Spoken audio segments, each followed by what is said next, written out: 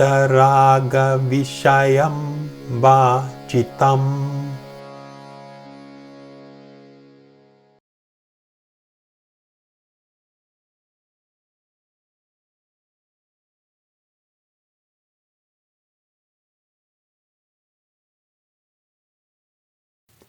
So in this sutra, Patanjali does not specifically state saintly yogi or transcendentalist.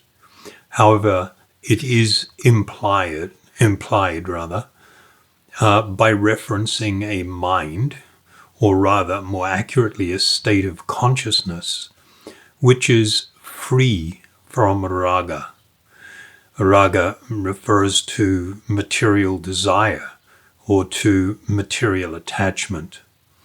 So such a state is found, of course, in the topmost transcendentalists, and meditating upon such a personality advances one towards the goal of yoga, that is samadhi.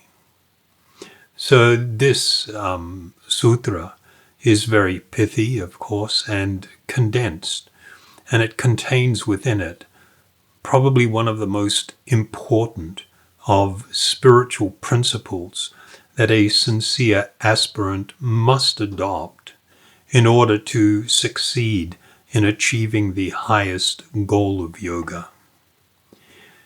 The power of transcendental or spiritual association, that is, with a transcendentalist, was very pointedly established throughout the Vedas. And here I'll just make reference to a couple of verses, one of them, of course, being from the Bhagavad Purana in the first canto, where it states, "The value of a moment's association with one devoted to the Lord, or Ishvara, cannot be compared to the attainment of heavenly planets or liberation from matter, and what to speak of worldly benedictions in the form of material prosperity, which are for those who are meant for death." So this is quite an extremely direct shloka. We find that most people, in fact, all people, have, and perhaps at different times or points in their life, very clear or specific goals, those things that they hold to be important and what they aspire for. And within the Vedas, these things are generally being divided into three principal categories. One of them is to attain what they describe as being the heavenly planets. The heavenly planets being places within the material dimension that have an incredibly heavenly atmosphere. The second group is liberation from matter, from the material world, from material existence. And of course, the third category of the infinite variety of worldly benedictions, prestige, honor, power, prosperity, a good partner in life, children, education, all of these different things that people may, artistic talent also, that people may desire and aspire for. And that category has been described as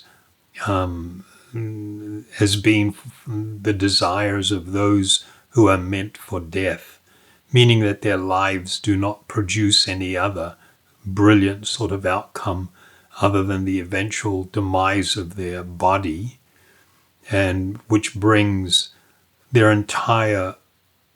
entire pursuits of their life to a stunning and abrupt end. So it raises the question of course, how does one gain such association to be able to come to the point of being able to contemplate upon such a saintly yogi and their state of consciousness. And of course, it means that one would have to be given intimate association with such a person. And then, given that transcendentalists are not inclined towards casual association, and they generally strictly avoid association with those categorized as materialists, then the question arises, how will this even become possible to gain the association of such a personality? And of course, the answer to this is that advanced transcendentalists are predisposed towards showing mercy, karuna, to the innocent and sincere seekers. And this has pretty much been pointed out in the previous sutra, number 33, when it talked about how one should deal with 4 types of people within this world. And one of those was, of course, to show mercy to the innocent and sincere. So then when one seeks out or endeavors to establish a relationship with such a transcendentalist, what would be the nature of that relationship? And this is a very incredibly important point. And it deals with the nature of the guru-sisha relationship. Guru, of course, being a spiritual teacher, and sisha meaning one who is a surrendered servant or sincere student of such a personality. This truth is spoken about in the Bhagavad Gita, in the 4th chapter, the 34th verse, where it states, "Just try to learn the truth by approaching a spiritual master. Inquire from him submissively and render service unto him. The self-realized souls can impart knowledge unto you because they have seen the truth." So here, 2 specific things are underlined in the nature of this relationship. If one is desirous of seeking the highest truth or the highest reality, then one should approach a duly qualified person, and then one should approach them in a mood of tremendous humility, with this recognition that my life is not so fantastic. I am not completely spiritually realized, and therefore I must be prepared to radically alter my value system, my perception of things. And so the way that happens, the revelation of truth or the acquisition of truth, is first through submissive inquiry. Submissive inquiry is a really important point. It speaks to, well, there's 2 things here. One is, to succeed in spiritual life, you must question everything. Everything must be questioned, including my own consciousness and my own value system and the way I claim to be seeing things and that which I hold to be truthful. I must question everything, but one must do it in a mood of submissiveness. When one approaches a transcendentalist, it should be after establishing their qualification. And if we have come to understand that this person is actually self-realized, then I must question, but I must not do it in an arrogant or challenging manner. I must question deeply, and even if I get an answer that I don't particularly like at the time, I should take it away and really contemplate upon it in submissiveness and try to understand what is the perspective of the transcendentalist, what is the truth that has been presented, and aspire to realize that. And then the second component of this relationship is the rendering of service. This rendering of service means that one becomes a humble servant of such a transcendentalist. This condition of humility and thankfulness that one should feel towards the actual authorized or bona fide and self-realized spiritual teacher, the humility, the requirement of humility in order to be able to be open to considering the messages that will be passed is so important, and the gratitude, and that is expressed, of course, these two things are cultivated in the rendering of even menial service to such a spiritual personality. In the Mundaka Upanishad, there is also a very famous verse that states, to understand these things properly, meaning the highest spiritual truths, one must humbly approach with firewood in hand a spiritual master who is learned in the Vedas and firmly devoted to the absolute truth. So some people may question, what is this reference to firewood here? Is this for cooking meals? And of course the answer is no. This is in reference to the performance of yajna, the fire sacrificial offering that is usually done to consecrate special events. The event being mentioned to or referred to here is, of course, to accept spiritual initiation. And spiritual initiation is such a grave and serious thing that one is practically handing over their life to such a transcendentalist.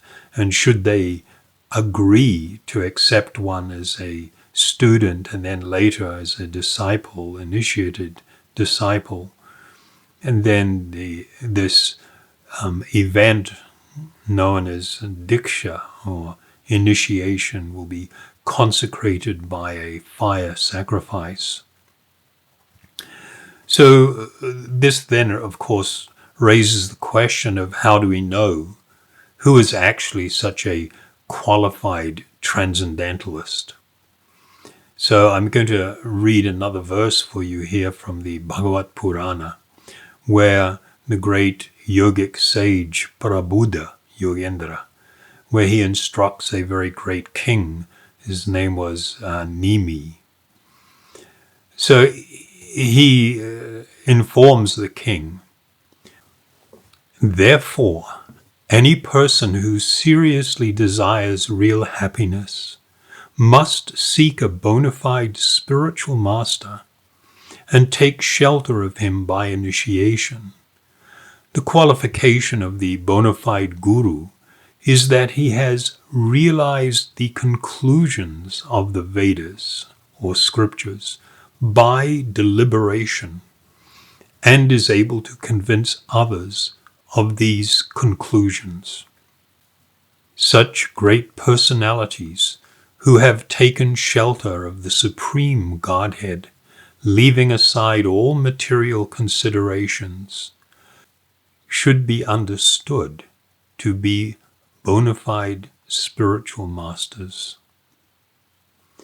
So this is filled with great transcendental meaning.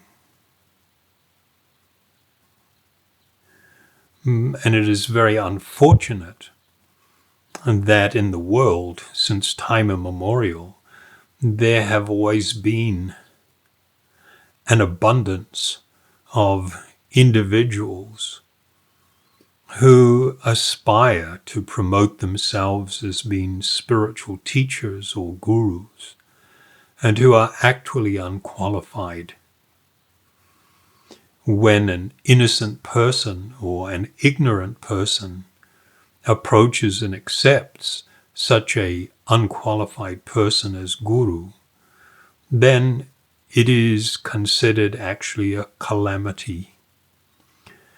One of the problems that people have in the Western world, and even now today in India, most people have actually no clear parameters for ascertaining or making an informed judgment as to who is actually a spiritual teacher.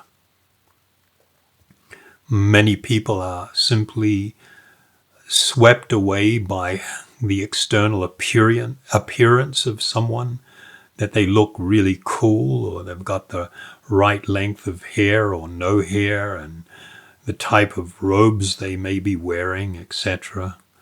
And the fact that they may have even numerous disciples.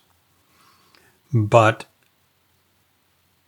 if we are simply using this as the criteria and some sentiment or emotion that arises within the mind, one can and will unfortunately be misled. So learning what are the qualifications of such a person is incredibly important. In the Vedas, they have a saying that one must learn to see with their ears. That's quite an extraordinary statement. It means that the eyes are unreliable for trying to ascertain that which is actually true.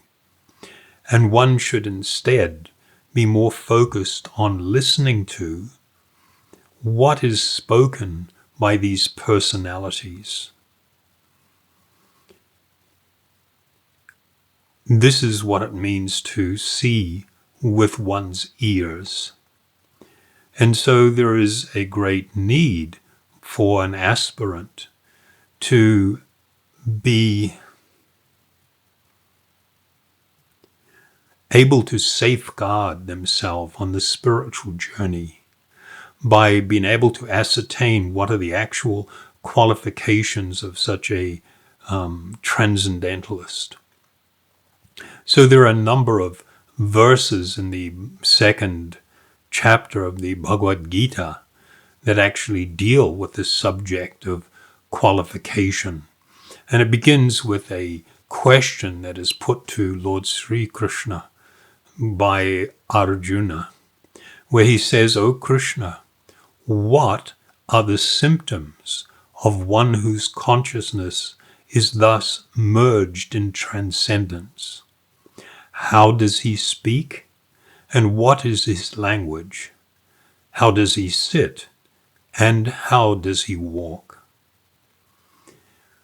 The Supreme Personality of Godhead said, "O Partha, when a man gives up all varieties of desire for sense gratification, which arise from mental concoction, and when his mind, thus purified, finds satisfaction in the self alone, then he is said to be in pure transcendental consciousness."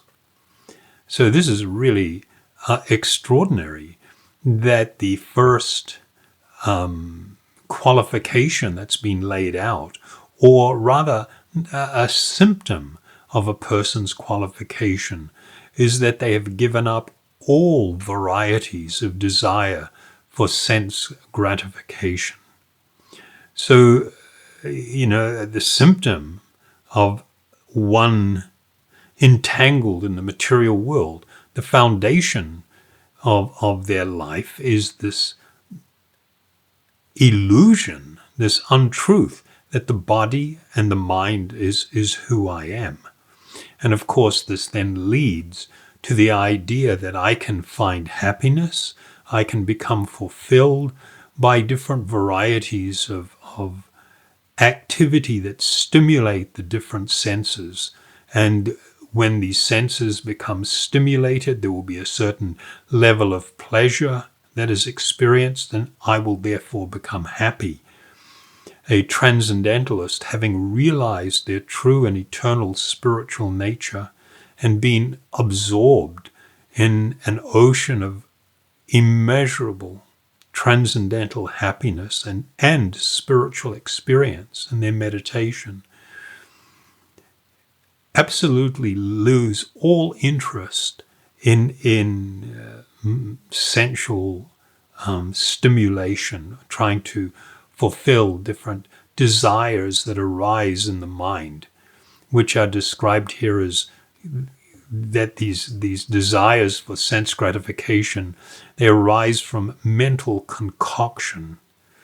So the mind is always speculating and suggesting what will bring one happiness, what is in one's true interest. But it is simply always a product of mental concoction. The material energy by nature does not have the characteristic of containing blissfulness. Therefore, no matter how you experience it, how you put it together, how much of it you put into the different orifices of your body or rub it on your body or, transmit somehow or other to the mind, one cannot find actual blissfulness. So moving to the next verse, one who is not disturbed in mind, even amidst the threefold miseries, or elated when there is happiness, and who is free from attachment, fear, and anger, is called a sage of steady mind. So now we have this further information which is expounding on this principle that a transcendentalist, one of their qualifications is that they are not disturbed in mind, even in the midst of the threefold miseries. So we've spoken of this before, adi atmic, adi bodhic, adi daivik, the suffering caused or unhappiness caused by one's own body or mind, the miseries arising from other living entities which they may inflict upon my own body or mind, and those miseries that come of their own accord through the agency of nature. And it describes, and there's a constant theme mentioned in all the great Vedic texts, this position of equanimity that is experienced by the transcendentalist, where they are not moved by unhappiness nor moved or elated when there is so-called happiness. And of course, with this will be also a freedom from all forms of attachment, fear, which is rooted in the acceptance of the body as being the self, and then the fact that the body will ultimately die. And then anger. Anger is always the product of material contemplation of the sense objects. One develops attachment. From this attachment comes lust or extreme self-centered desire, and from that comes anger. So in the next verse it says, in the material world, one who is unaffected by whatever good or evil he may obtain, neither praising it nor despising it, is firmly fixed in perfect knowledge. And that's expounding the principle just mentioned in the previous verse. one who is able to withdraw his senses from the sense objects, as the tortoise draws its limbs within its shell, is firmly fixed in perfect consciousness. So this is something that we have referenced before earlier in relation to the Sankhya Yoga process, and actually as part of the Ashtanga Yoga process, or what is called Pratyahara, which we will discuss in some length when we come to that section.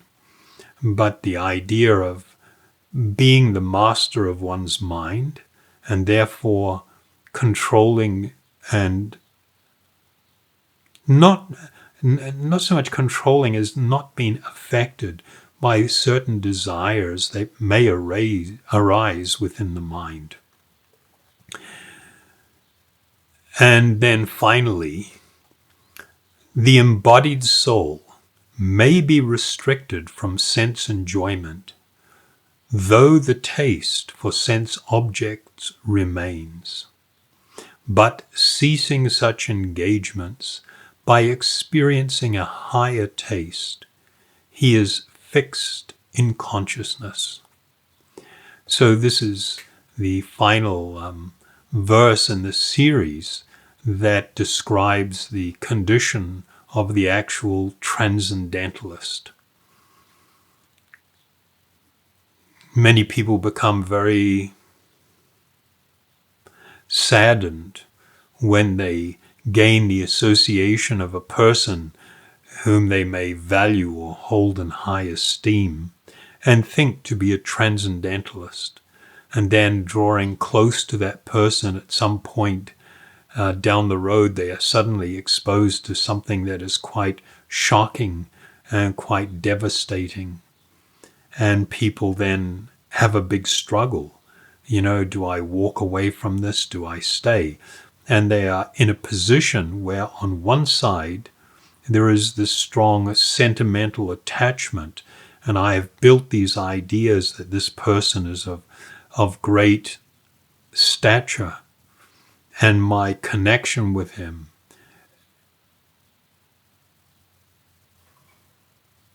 provides me with some idea of my own value or worth or importance. And then being exposed to something very terrible, and I must choose. Do I shut my eyes to this?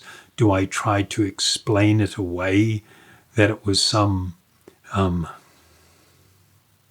spiritual thing? I can remember somewhat recently a very famous Swami in South India, and his driver had hidden a camera in his private quarters and got a video of him engaging in very degraded sexual activity with a well-known and very beautiful actress from South India. And then his attempt to immediately recover from that exposure was to state that what he was doing was not mundane. He was actually engaged in some tantric exercise that is transcendental in nature. And of course, those that are gullible, those that are sentimental, will buy into that kind of idea.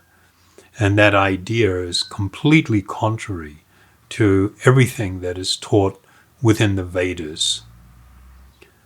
So, in my own life, I have had the opportunity to have the association and be able to serve two wonderful transcendentalists. And it has had an extraordinary effect on my life. One of the things that becomes immediately apparent in close proximity or endeavoring to completely apply the teachings of such personalities to one's life is that one will quickly encounter a rebellious mind who wants one to follow it and to engage in endless material activity in the vain hope of finding actual happiness. the transcendentalists are in that state 24/7. There are no holidays, there are no times out, you take a time out or relax from being transcendentally situated. And having this opportunity to have such wonderful and saintly association completely transformed my life and made it very clear and apparent to me what it is that I should be aspiring for.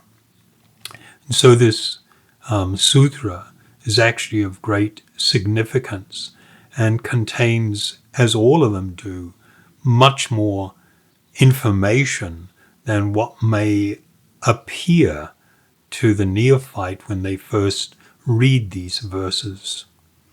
And this is our aspirational desire to actually enter into the full transcendental reality of what is being taught here by Patanjali.